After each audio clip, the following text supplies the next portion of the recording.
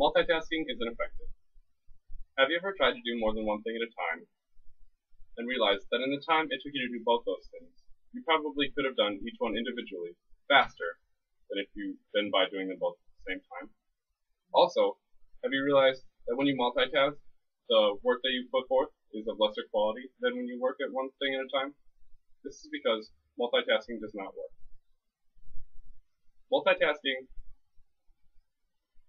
you retain less knowledge when you multitask, and texting is a common reason people multitask. Dealing with an interruption is not multitasking, and focus maximizes potential. There are many reasons as to why you should not multitask, or make yourself do one more than a thing at a time. This is because this is something that our brains were not designed to do. First, you retain less knowledge when you multitask. I personally have found this to be true, as I've tried to multitask many times in the past.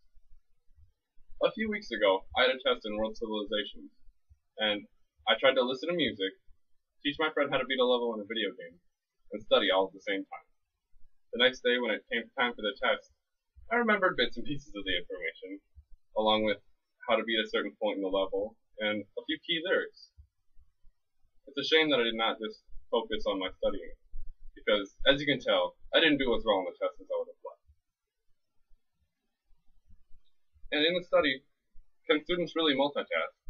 An experimental study of instant messaging while reading, conducted by L. Bowman, L. Levine, B. Wadey, and M. Gendron, it has shown that texting or instant messaging while reading leads to poor results, and it takes forever to read the material while you text.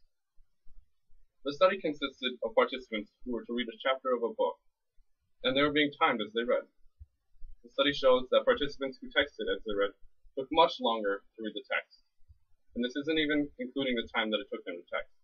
They also scored much lower on the following tests.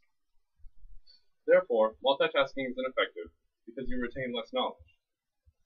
Texting is not only common while trying to read. Unfortunately, it is relatively common to text while driving. Second, texting is a common reason people multitask. Presumably, everyone has been in a car where someone's been texting. This is more dangerous than it actually seems, even though it happens on a regular basis. You get a text and check your phone, and you may swerve between the lines or drift a little bit. This is because the brain can only really concentrate on one thing at a time. And if you focus on more than one thing at a time, you're constantly flipping back and forth. If you're not concentrating on the road, you may lose control of the vehicle and crash. In December 2007, there was a study conducted by Clemson University, which discovered a shocking statistic. It said that if you try and multitask by using your phone or anything of the like, you may leave your lane up to 10% more often. Texting is a common yet dangerous reason people multitask. There is, however, a difference between multitasking and dealing with an interruption. In a study performed by A. Law, R. Loki, E. Pearson, A. Contigello, E. Moretti, and F. DeMarco, resistance to the impact of interruptions during multitasking by healthy adults and dissected patients. There were 4 groups tested. The first group was not interrupted at all. The second group was interrupted 1/4 way through the test. The third group was interrupted 3/4 way through the test, and the fourth group was interrupted right before moving on to the last portion of the test. The interruptions were to be carried out 1 minute before proceeding on to the next portion of the test. The results showed that there was no real significance in the scores of any of the groups. The same study by A. Law, R. Loki, D. Pearson, A. Contigello, E. Moretti, and F. DeMarco went to show that if you take care of an interruption before moving on, or if you take care of something in a different manner as moving on to the next thing, it doesn't count as multitasking. It does not inhibit your mental capabilities. So, interruptions can be annoying, but are not as detrimental and do not qualify as multitasking. With all that being said, there is actually some U-curve when dealing with multitasking. The study, Juggling on a High Wire, Multitasking Effects on Performance. If performance is measured with productivity, medium-level multitaskers perform much better than lower and upper-level multitaskers.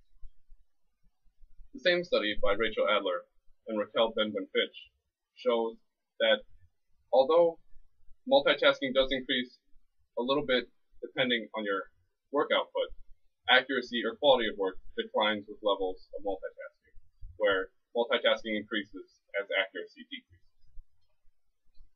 So, when concentrating on more than one project at a time, the brain produces the fastest and most high-quality work. So in retrospect, we now see the negative effects of multitasking. We can shrug off its association with hyperproductivity and realize that it's more of a constraint on our abilities rather than an aid in finishing a multitude of tasks.